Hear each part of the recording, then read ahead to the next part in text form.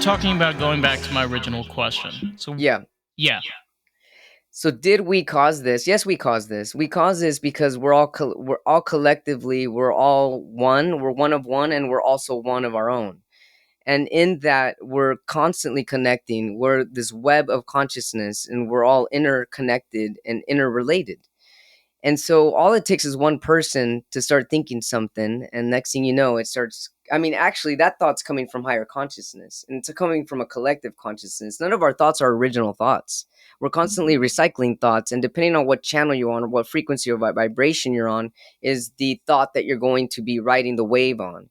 And so, when a lot of people start riding the wave of these thoughts, other people start catching the same wave. And when people start catching the same wave, the same surf, people start thinking alike and thus creating their environment. So, yeah, we created this. We all created this. Whether it was meant to be created, I think so. Any thought that comes out is meant to be because it happened that way. And there's also no right or wrong. It's happening because it's just happening. We as a human species give things emotions when, in fact, there are no emotions. There's only vibration and energy. Right. So yeah, it It's was meant to happen. Energetically, this was meant to happen, and we're riding the wave of it, and now we are yeah. No, changing along the way. you're right. It is a wave that we're going through. And I can say personally for myself that with technology there are benefits and there are cons. I'm not going to lie to you. I use ChatGPT for my podcast. But the way that I use it is I use it as, like, for example, an assistant. Sure. You can use it in a way where, as somebody that you're dealing with editing or production, or you're dealing with something difficult, it's your own personal assistant that you can use that can benefit you. Like, imagine you're on Star Trek and you're like, computer, black coffee, dark. Yeah.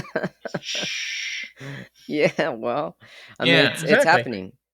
If it's happening on Star Trek, it's happening on another timeline. It's already Hey, happening, and we're reaching it. Yeah, we're getting I there. want to go on that time. Can we go to that timeline? Can we Sure, just, like, let's do hop it. off Let's this go. podcast and just go there? Is that your cat? Hey, yes, this is Twix. Hi, She's Twix. How's it going, Twix? I have two kitties of my own. Twiki Twix. she's an official part of the podcast. We call her our producer. I wish I could make my cat part of the podcast, but he's very loud and he wouldn't. He would be all over me and not allow me to concentrate. Yeah. She's really good with the podcast. Thankfully, I haven't had any. I mean, she's tried climbing on the mic a few Yeah. times, but I totally agree with you. They're wonderful little critters, but there definitely can be a little pain when you're trying to do things like, talking about this for a sec. I will say, Yeah. as somebody that's still dealt with a lot of mental health issues, one of the coping mechanisms that I've been able to deal with is because of having a pet. Yeah. I found that pets have been a really great way to ground Oh, absolutely. yourself. Yes. And it's always like, oh my God, can I imagine my life alone without her? Like, What would that look like for you? I probably would have been dead. Why is that? So you're saying that your cat saved your life, or that your cat is saving your life? In a way, because she was rescued. Like, she's a runt and she's a mutt. She's like a calico, so she's like, we don't even know what her breed is. And she was like the small one of her litter, so, like, her mom abandoned her. And the first time I saw her, like, I had a friend. This was when I was living in Israel. This was back in 2019, 2018. She calls me up. It was like an hour after my shift. I was heading home. And she sounded really frantic. And I said, hey, what's going on? She said, I was coming back from college, and there was these two cats in this trash can and this orange one, and we, like, tried to go over to it and, like, just went under the trash can, and we started just walking down the street. Uh-huh. And all of a sudden we turned around and there's just this cat that's following us. And she's, like, covered with fleas and ticks, and she looks terrible, but, like, she's really cute and she needs somebody to take care of. Can you take care of her? And I said, sure. They brought her over. The first time I saw her, she was on the floor. She crawled up my leg and plopped herself down on my knees. Oh, love at first sight, huh? Love it. And I was like, okay. I was like, maybe I'm going to foster her for like a month or two. Yeah. That didn't happen. Yeah, it became Almost 6 for years life, later, I right? still have it. Oh. Well, that's a great story. Thanks for sharing. Yeah, for sure.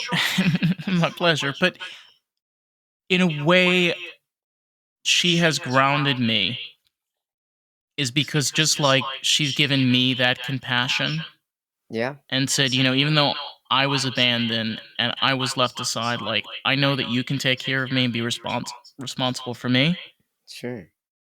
that how could I possibly leave her? Right. It's Exactly. even like a hard thought to even think about. And it's a thing that I've started to realize that when you start to learn unconditional love, it's Right. probably one of the hardest things any human being will ever have to do in their life. And they Un- can do it they can do it so easily. second. What else have you learned about unconditional love? Compassion. No two people, sorry, will ever think the same.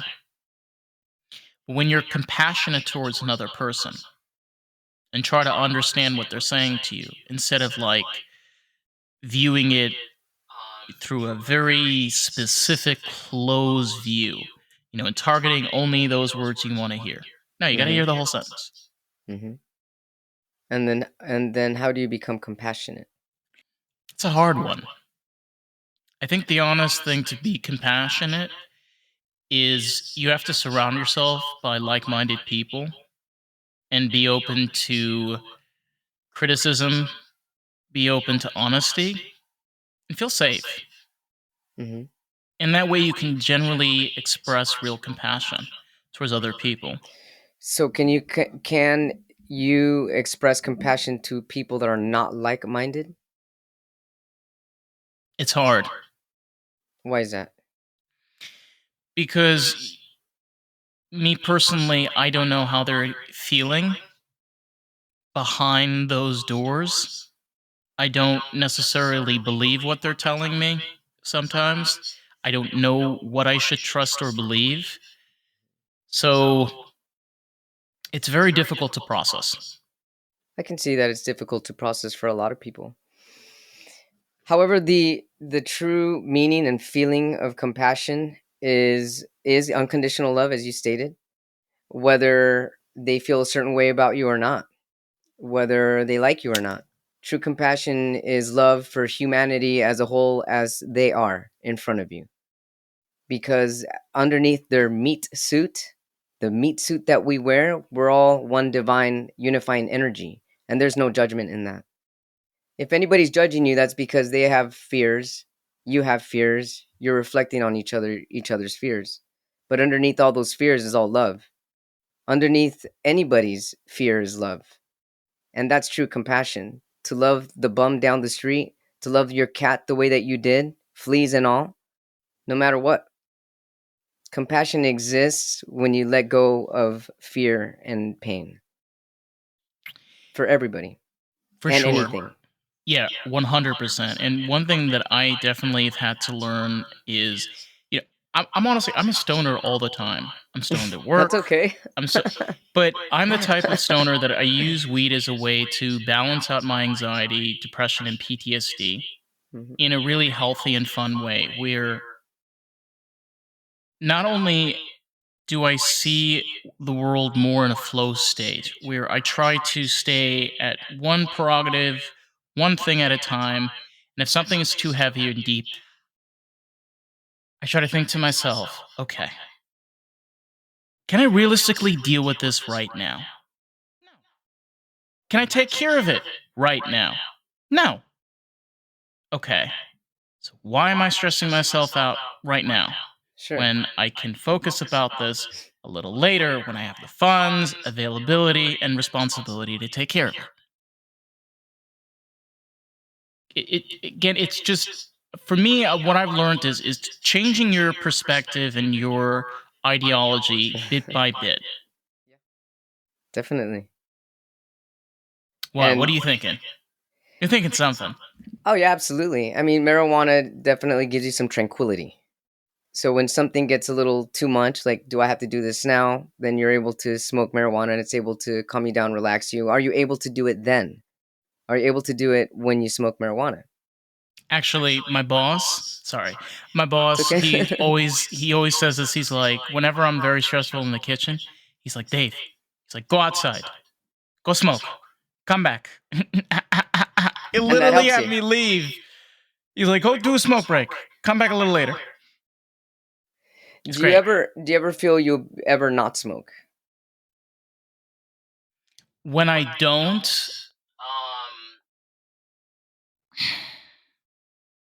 it's very uncomfortable Uh-huh. because a lot of the times I get, for me, like for example, my PTSD is very vivid memories. So I can literally be in a car and bam.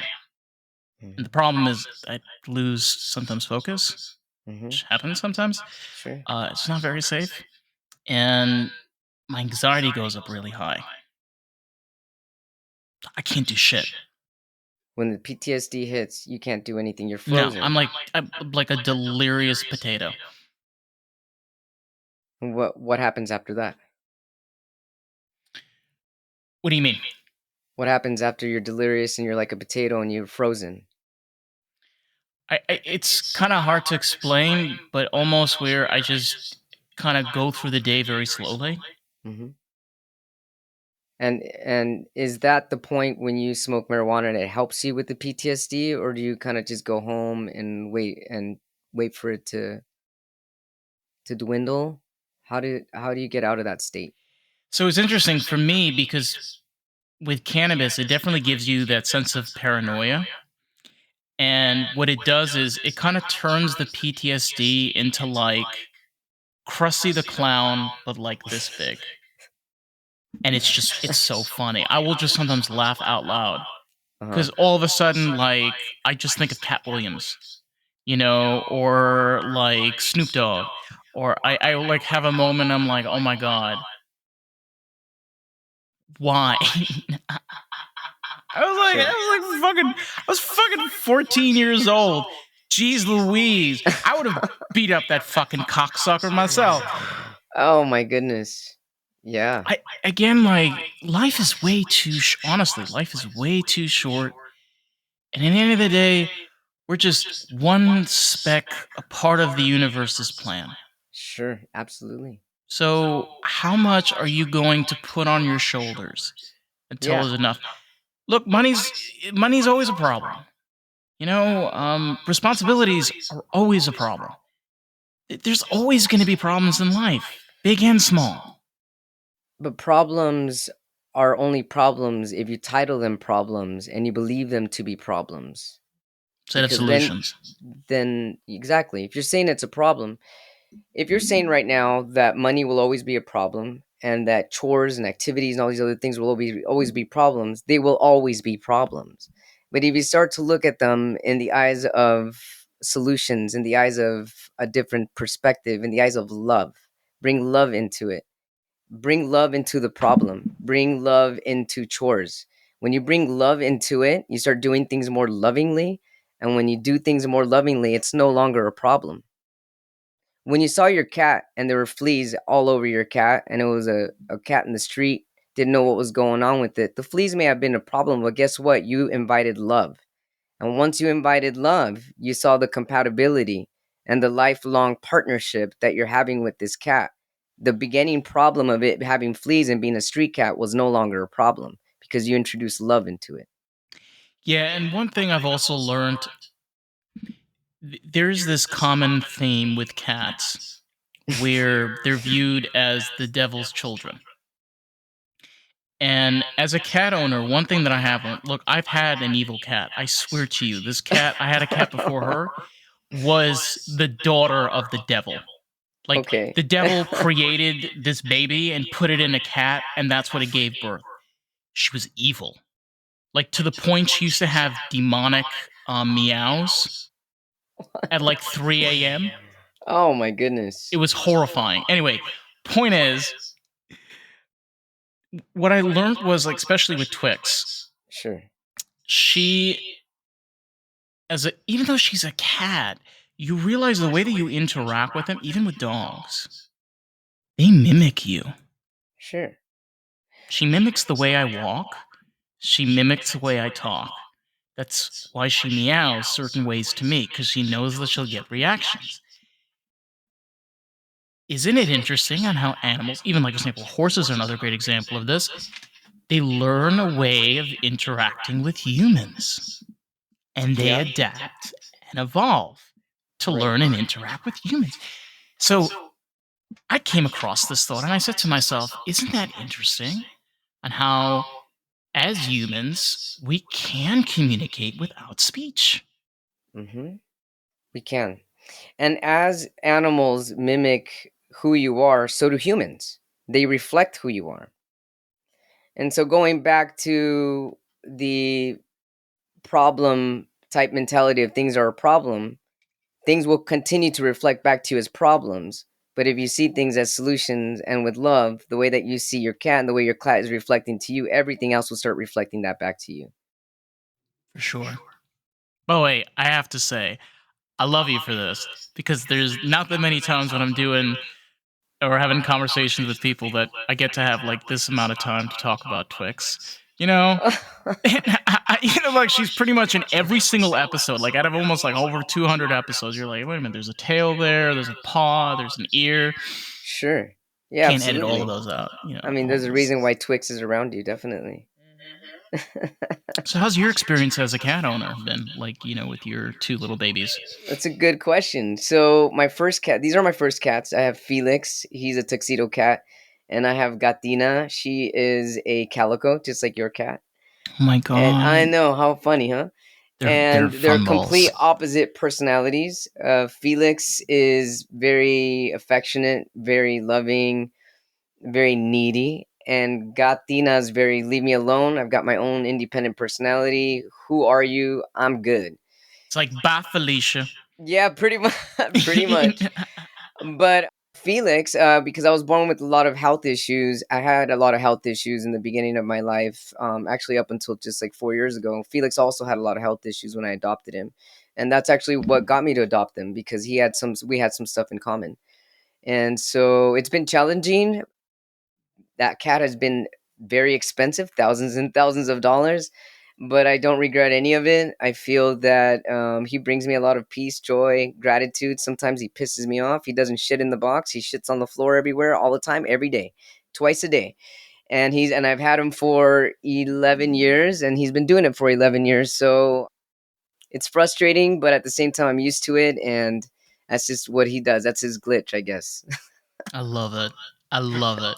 And it's great because, you got two that are complete polar opposite personalities from each other. Yeah, You totally. know? Isn't it interesting on how you can have people or even animals that don't have the same, lifestyle be in the same It is. room? I remember when I first got my cat, I thought this is really interesting. There's a cat in my apartment. I mean that I thought that was really because I was used to actually I used to was raised with birds, so I had a lot of birds, and I was cool with a bird in my apartment because it was a tiny little baby. Parrots? What's that? No, parakeets. Yeah, Parakeets? yeah. Oh god. I loved my parakeets, but then all of a They sudden I had this chirp all cat. day. Yeah. Oh yeah. Yeah, but it's interesting to exist among each other, animals and humans. It's beautiful. It's So you harmonious. basically had dinosaurs growing up. Yeah, yeah, yeah. I do little That's mini so dinosaurs. I know funny. it's. Oh I my love it. They do. god. They have like dinosaur, but no arms. It's like just body and head. I thought that was so fascinating when they discovered that birds are dinosaurs. I mean, because we knew that like Yeah. alligators and crocodiles were one of the oldest reptile They species. are, yeah. Actually, pelicans are the closest ancestral dinosaur. Pelicans. Pelicans. Yeah. They have the same skeleton as was it pterodactyl? What's the name of the flying dinosaur? I think it was the pterodactyl. Yeah, they have the same skeleton. It's really amazing. Yeah, I know it Isn't that is. crazy? I know, I love it. I love pelicans. Well, they're nasty. There's- They're nasty. There could be nasty buggers.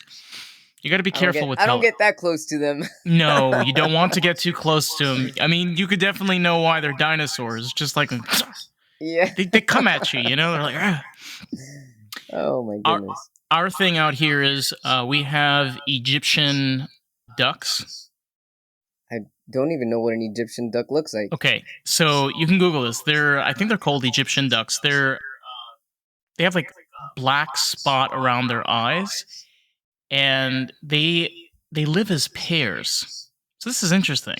Yeah. They live as peers for the rest of their lives. So they pair with a mate, and they're with them 24/7. They shit together, they poop together, they eat together, Yeah. everything together. They never separate. Penguins are the same, and so are pigeons. They're actually the same way. They have the same mate for life. Yeah. It's It's again beautiful, like honestly. I love always like looking at other things within our planet to interact as us, as like human beings, because think about that. Like even in the animal kingdom, you have creatures that have this interaction. Like I want to be with you for the rest of my life. I love that.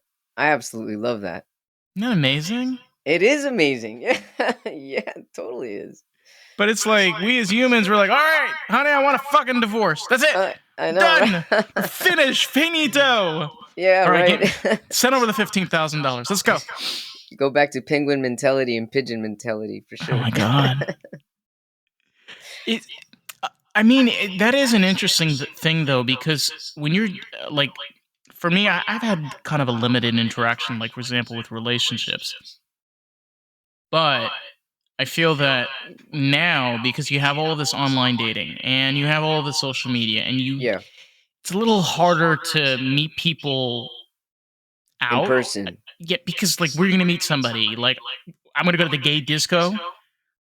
Oh yeah, that's gonna be a great idea. I'm gonna have like 3 one-night stands and maybe 4 twosomes. I don't know. Mhm. You don't even know who you're gonna meet there too either. Like so, Yeah, you then have online dating, right? And then online dating is where like you match with somebody, and then you message them, and then you wait, and then they message you 5 months later, and then you maybe go on a date 9 months later, yeah, and you don't even like the person. right. Yeah, that's online dating. Yeah, yep, that's how it goes. It's frustrating. It is. What's your I'm curious, like what's your perspective, and like what's your elaboration if you can have on it? Yeah, so I was single for 8.5 years because I was living in hospitals, didn't know whether or not I was gonna live or survive, and I was also in between genders. I really was looking to find myself and to find confidence within myself. So I didn't really date anybody for 8.5 years. I met some people online on through social some apps and stuff, and I had the same thing. It was like they ghost you, or they have something rude to say right away. And I realized at the very end, though, when I decided to delete all the apps, that the reason why I didn't feel good was because that wasn't the avenue, that wasn't my vibe. And since it wasn't my vibe, it was time to admit it, let it go, and understand and feel that the universe was going to unite me with an equal match, an equal vibration. And that I put out there that I wanted to meet them in person, not an app, not any other way, like that's going to be in person.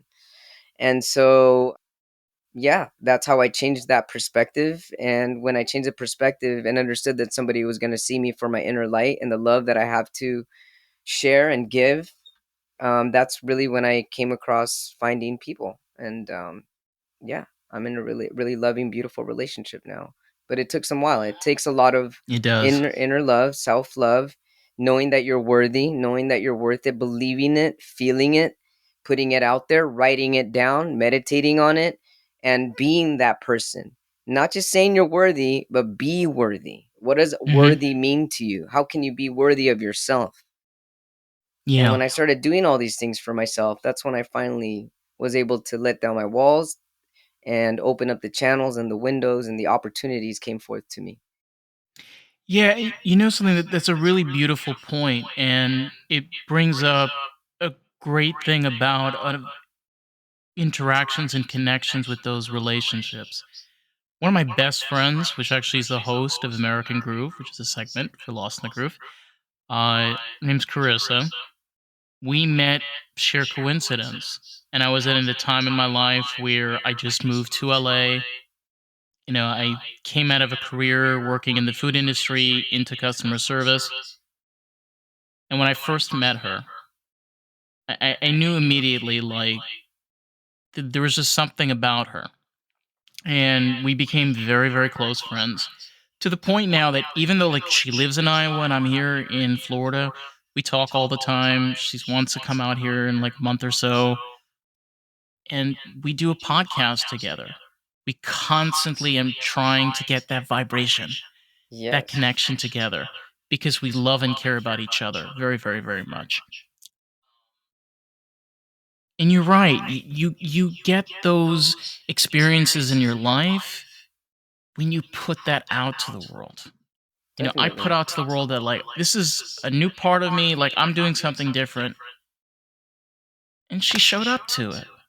Yeah. Well, you opened up the path showed itself because you were open for it. You were open to it, and you let down your walls. And when you let down your walls, you open up that energy field. And that's the same way Yeah. with dating. Same way with dating. Same way with everything in life, with careers, with whatever you want. Let down the walls, you let down the resistances, you release the blockages, and it comes to you. Everything you've ever wanted is it's already on its way. It's like right here. It's staring at you, but we put all these blocks. No, no, no, no, no, no, no, no, no, no, no, no, no. You start releasing these blocks, and it's like, hey man, here I am. I've been waiting for you. The universe wants to give you what you want. It's waiting for you. You ask for it. You ask, it said, you ask and you shall receive. Whether it's good or bad, you're gonna receive it. We are the universe because the universe is made out of us. Yeah. We're all interact. We're all made out of the same molecules and Exactly. down to the atom. We sure are. But the thing is that I went from a career working in corporate. I was in a corporate. I was in a prison, aka corporate call center, for a Mm-hmm. year and a half. Mm-hmm. It was hell. Yeah. I'm not kidding. Like, I'm not. I've worked at a call centers before. I know what that's like. Yeah.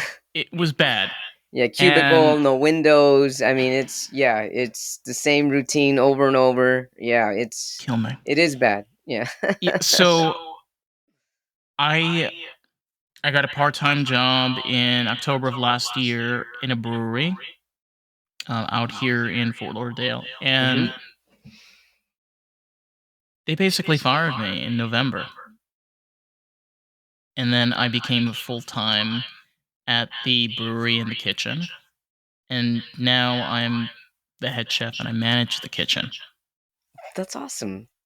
So again, to your point, like, I when I left that job, I remember my mom called me like literally an hour after I got fired, and she says to me, "Are you gonna be okay?" You know what I said to her? "I'm gonna be fine. I'm not even really Exactly. worried." I Because really wasn't something that else was worried. on its way to you, and you were, whether or not you were aware of it, it was on its way to you. And anytime anyone gets fired from a job, that's really the universe saying, hey, this is not for you. There's a different direction. You didn't choose to leave before when your gut instinct was telling you this is not good, this is dark, this is depressing, but you still Right. stayed there. And when you're still stayed, anytime you get something, a discourse feeling, a feeling that that's not in alignment with who you are, and you don't make a change, the universe is going to push you to that change. And that push is you getting fired. So there's always a blessing in disguise. Everything is a redirection to what you want. It's always going to be that way. And it's actually really beautiful. Beautiful to Yeah, see how it all unfolds. it's in a way, just like your career has pushed you to psychology. Said that Yes. correctly. Okay. And for me, in a way, I've been in the food industry for 6.5 years, and this is where I'm supposed to be. I'm an artist. I'm a person that I'm very good doing artistic things. That's what I'm supposed to be doing. That Uh-huh. whole thing was just kind of a setback. And, people always talk about being successful. I Yeah. remember having conversations even with fellow artists about, being famous. And the one thing I always go back to is look at, like, for example, like Freddie Mercury. Okay? Okay. Freddie Mercury, for him to become successful, Uh-huh. was like over 20 years. No one gave a shit about him in the early 70s. They laughed at him. You can hear recordings. And he knew that he wanted to be a performer. And Yeah. he knew he was good at it. He just Mhm. kept on doing it. That's the To this secret. day, The secret he's is to one keep of on the doing it. most successful artists Yeah, ever. incredible. Yeah, I love Freddie Mercury. So you can have that view of, yeah, I want to be famous. I need to get more followers. I need to put out more posts. I need to grow my audience. Yeah, But is that really what you should be focusing your energy on? it isn't. And I make the same mistake, actually. And it is a mistake. I know there are no mistakes. Okay, here's the thing. I changed my own words. There are no mistakes, only clarifying objectives or only clarifying answers, only What was clarifying Bob paths. Ross's? Oh, there's only happy accidents. Exactly. There's only happy accidents. I love that, Dave. Yeah, there's only happy accidents. Exactly. But I fall into that as well, into that mental trap. I'm like, well, what's going on with here? But I mean, you can only do so much. And at the very end, it's what's fueling you. Whatever's fueling you, do more of what's fueling you. Do more of what you're passionate about, and keep doing it, and do it better, and do it better, and do it better. It's just all about the love. Just keep raising that love for what you already have love for. Right. And it kind of also ties back to like what we were talking about earlier about how compassion ties Yeah. into unconditional love. Yeah, yeah. It's weird as humans, and I feel like even myself, where when you start to have the perspective and ideology that planning and organization and you need to be here, you need to go here. Why do you need to go there? How come you have to be here? It's weird. I am a person on an organic rocket ship flying in outer space. Yeah, I don't control the planet, right? okay? I don't control its orbit or any of that matter. I'm just here a part. I'm like one of the passengers on board that Yeah, rocket ship. right. Which is why it's best to go with the flow. Just the way the planets and everything is kind of just flowing and doing its own thing together. They trust each other. They're kind of just rotating, spinning on their own axis. Isn't life though better, honestly, when you have a more easygoing and again, Absolutely. Yeah, for sure. Flow state, go with the flow. go with the flow, man. Yeah, the hippies were right. The hippies were Yeah, right. the hippies were right. Yeah, for sure. God. So, I'm just curious because we didn't even talk about your podcast. Do you want to talk a little bit about the podcast that you do? Sure. I started podcasting 3 years ago, and Ooh, same. I started 2021, I started December 2021, 22, 23, 2020. So May 2021. this December coming up for me will be 4 years. I just Oh, made 3 years. wow. Just made 3 years. Yeah. Nice. So yeah, I actually started podcasting. Well, the reason I started podcasting was so what the disease that I was born with, when there's inflammation in the body, it can cause paralysis in parts of the body. And it had paralyzed my vocal cords. So I didn't talk for 2.5 years. I had learned sign language. And when that happened, I was in silence. And in this silence, I became depressed. And because I was becoming deaf and mute or hearing aids. And so within that depression is actually where I found true love for myself. I became a practicing Buddhist. I found a Buddhist meditation center. I started meditating on the daily and reading a lot of meditative books about the Buddha. And I gained the philosophy. I fell in love with the philosophy. And then when I started falling in love with philosophy, I fell in love with compassion. And that is actually what Buddhists teach, compassion. And in compassion for everyone, I found compassion for myself. And everything that I'd gone through, I realized was for me to have more compassion for others. And so in this compassionate state is where I started to meditate a lot and get messages. And in my messages and in my prayers, where I got some of the visions tell me I was going to start a podcast. I thought it was ridiculous at the time because I wasn't talking. How am I going to do a podcast if I don't have a voice? And so the messages that came down were trust, believe, have faith. The more I trusted, the more I believed, the more I had faith, the more I had love. Then I met the right doctors. I got on the right medications. My voice started to come back, and I started the podcast. I started a podcast with one vocal cord. It hurt so much to talk. I would look at the time and be like, oh my God, it's only been 5 minutes. But I kept going. I kept going. I kept going because I trusted and I believed. And so as time went by, the podcast, I started interviewing a lot of people that healed their own diseases. And so because that's what I was reflecting and that's what I wanted deep down. Everything that you want, you're going to reflect, you're going to receive. I wanted healing. I wanted to do this so I can also help heal others, and we can all heal each other collectively. And so all these people started uplifting me. I interviewed authors. Well, I'm an author too. This is incredible. You're spiritual. I'm spiritual too. LGBTQ community. I mean, it kept going. It kept going. Everything that I was coming across in my interview. I kept uplifting it and kept upgrading, changing my colors, changing my signs, and even changing the way I dress. I mean, so where I'm at now with the podcast, it's doing an incredible job. It's motivating a lot of people. I love it. I've got a goal to have my own show, whether it be a cross between Oprah, Jimmy Fallon, Jimmy Kimmel. I wear suits and tuxedos pretty much to all my podcast episodes. This is the most casual I've been, but I love it. I love the array that I have, but I'm putting forth the energy that I am to being, because that is what I'm becoming. I'm already becoming, and therefore I'm being what I'm becoming.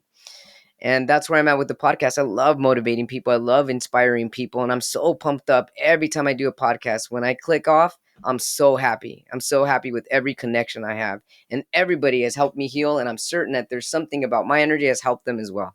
So, I mean, it's a equal give and take. And the reciprocity is what's the most beautiful thing about podcasting. For sure. I love that. And it's called A Little Less Fear? Yeah, a little less A fear Little Less podcast. Fear. Sounds like a Yes. John Lennon song. It sounds like a John Lennon song. All It you need is a little less fear. Fear. Yeah. Yeah. Oh That's god. hilarious. I could tell you this. There's a terminology for people that leave the community, which is called off the derech. And for a lot of us, they stay fucked up for a very long time of their life. Some of us, I remember the first times I started looking into Buddhism. I'm a secular Buddhist. I'm non-practicing by any nature. But I remember when I, kind of left that and I started looking for kind of a purpose and a meaning. And like you said, it's finding that compassion, and it's being able to understand that everything is a part of a cycle. Yeah, Everything definitely. flows and connects and interacts with one another in some way or shape or form. And you're not there to understand how those connections are supposed to work. Exactly. Yeah, we're not supposed to know the how. We're supposed to be here for the journey. The journey, Exactly. not the destination. The destination is just, oh wow, I got here. This is awesome. But the journey is what made it fun. It really does. And it's hard though, because for a lot of the people that I remember, even coming out of the community that I came out of, not ever being able to find peace with themselves. For me, that part of my life, he passed away. He's not alive anymore. So Which anybody part? like refers to that person. Who? Which person? The person that was. Before 2017, the way I view it is that part of me has passed away. Just like a phoenix. Sure. Even though it's a mythical bird, I always love using this analogy. Just like a phoenix dies and comes down into ashes, so burns and becomes ash. Right. From those ashes, bores another child. Mm-hmm. And you have a new bird, you have a new phoenix. Yes, definitely. What does passing away mean to you? Meaning, when I feel that part of myself, I still feel a connection, but it's a distant memory. Distant in a way that it is interactive with my subconscious. So it's energy. In a way, yes. Mm-hmm. And you know, I'm certain you know that energy can't be created nor destroyed. No, Therefore, it can't it's pass infinite. away. Therefore, it can't pass away. Right. But when you're talking about that part of you, because I feel every single person, and when I say every single person, I feel like every single person is just like a book, has different Yeah. chapters in their life. And we've called them, highs and lows. There's a lot of different ways you can kind of judge it Sure. up. Peanut butter and jelly. Sure. But that energy still exists. But just like you have a book and you're reading the next chapter, the other chapter is on the other side. Hmm. But the And chapter still exists within the book. It correct. hasn't But you're died. not on that but you're not on that chapter anymore. You're on the new You're not. chapter. Yeah, I feel that I feel that what you're relating this more to is like an expansion. You've expanded, and because you've expanded, you're no longer that other lower vibration. You've gone up, you've risen up, and because you've risen up, you're no longer on that vibrational wheel that you were on before. You're a different vibe now, but Yeah, it's still a because part of you, and it still made you who you are today. the person before, I could not speak in front of more than myself. And now you're on a podcast. Yeah, I That's can do a excellent. podcast and talk with people for hours if I wanted to, but it's just like you said, a bigger vibration in a way, understanding that you can do more than you're capable of. Exactly. Yeah. But the book is still there. I understand that saying that that part has passed away and that part is no longer there, but that part, it still took that part to get there. It still takes some appreciation and gratitude, because if it wasn't for that quote unquote already gone dead part of you, you wouldn't be where you're at today. So actually that dead part of you is still alive because it brought you life, and life creates life. Yeah, for sure. It again, a lot of the times when you deal with, for example, like cult communities, again, I didn't get the strongest part of the rod, but for me, and I've heard from other people that have had similar experiences, one of the healthier ways to deal with it is to understand that it's that part, and you need to focus on, I have to learn how to adapt to living a normal life. Sure. Try to understand that I grew up where you need a doctor, it's part of the Jewish community. You go to the grocery store, it's part of the Jewish community. You need to get a car, it's part of the Jewish community. You want to get your taxes done, it's done by somebody in the Jewish community. Everything is done within the community. Yeah. So when you leave, balancing a bank by yourself, or buying a car by yourself, or going to a grocery store by yourself, figuring it's a lot to process and handle. Sure. And it's a learning curve. So It is a learning curve. I agree with you. I guess passing away is not the correct terminology, but one of the ways I've just found the easiest way is like it's chapter number 2, and I'm on chapter 23, and I'm enjoying it. Yeah, So I'm and the staying reason here. why you're enjoying it, and which is a plus for you, which is incredible that you're able to be aware that you're enjoying it, is because you're being in the present moment. And true joy can only exist in the present moment. And the more present you are, the more things you're able to see things unfold for you in front of your very eyes. Things can't unfold for you in front of your very eyes Yeah. yesterday or tomorrow. They can only happen right here, right now. Yeah, for And sure. so, yeah, and that's the beauty of you being on this current chapter right now, being present. It's also, you were talking about fashion earlier. You're saying you wear tuxedos, which, by the way, very snazzy. I like it. My style is very 70s and 80s, Sure. and I've managed to keep that up for like the past 5 or 6 years. And it's to the point where I have people like sometimes just ask me like, "Man, where'd you come up?" I just like dressing like it's 1976, and I You're feel like, "Oh, flowing. You're flowing with the yeah." timelines and you're feeling that vibe. Yeah, I But think it's fun. sometimes you get all focused and like, "Oh, what's the style?" Like what's the trend? I don't give a shit about the trend. I'm gonna wear some baggy jeans today, Yeah, feel whatever feels good. Do it. right? Whatever feels good for you. And it's like also like, where do you wear bow ties? Please tell me bow ties. I do wear bow ties. Yeah. Yes. I love me some bow Yeah. ties. Yeah. You can check out my YouTube channel, also A Little Less Fear podcast, and you Ooh. can check out what my little wardrobes You do a video version of your podcast? every single time. Oh, And you know fuck what? yeah. What started me doing that actually is because when I wasn't speaking, I became really close with the deaf community. And when my voice came back, I told them I was podcasting. They're like, "Well, what's that?" I was like, "Holy crap!" You know, a lot of people have the privilege of their ears and not realize that YouTube and audio podcasts are for people that can hear only. And so I decided to open up the YouTube channel for subtitles for them specifically. And I really didn't promote it till about a year ago. I started finally promoting YouTube, but it's a lot.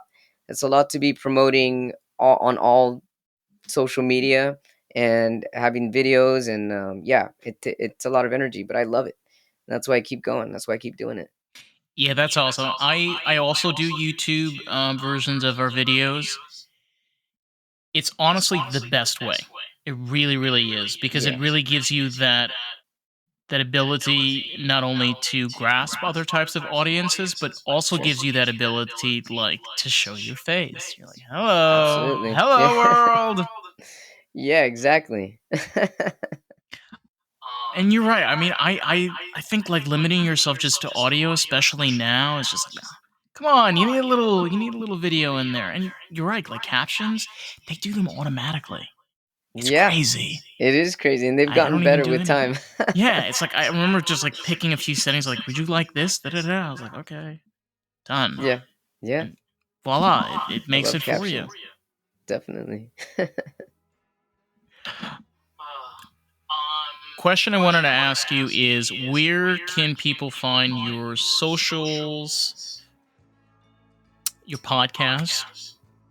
My podcast is on all major audio podcast platforms, but to find all of my information, go on my website at www.alittlelessfear.com. You find all the links to my social all the way down at the bottom. You'll see all the little icons. And I'm on TikTok, I'm on LinkedIn, I'm on YouTube, I'm on Instagram. I've got 2 different Instagrams. My other Instagram is called Poetic Alignment. I'm a poet. I've been writing since I was about 5 years old. And Oh, that's at nice. poetic, POETIC alignment, ALIGNMENT. That's on Instagram. I create video poetry with music and my voice, and I love it.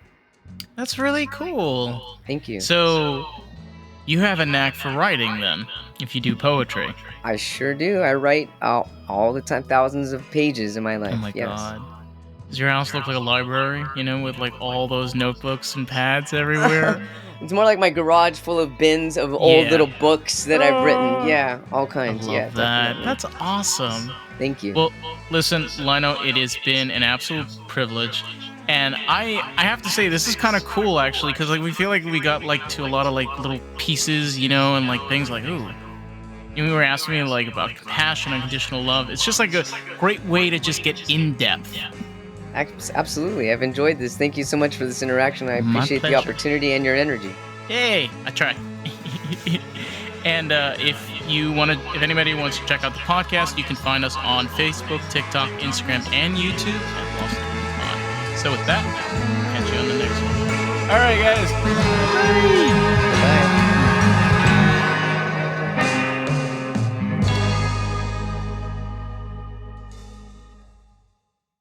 We're all about the artist. That is the whole purpose of this podcast, period. And you have a really valuable tool. You can share this with artists, people that are creative, someone that can enjoy this podcast and really enjoy the experience of Lost in the Groove. So, with that, let's jump back to today's episode, shall we? Hey, it's Dave, and I quickly just wanted to jump in and say if you've been enjoying the podcast and enjoying this episode, if you can leave us a review on Apple Podcasts, that'll be so greatly appreciated. Because here's the thing. Someone might read that review and make the choice if they want to listen to the podcast. You get to help grow this podcast with us. How fucking cool is that? Let's jump back to today's episode.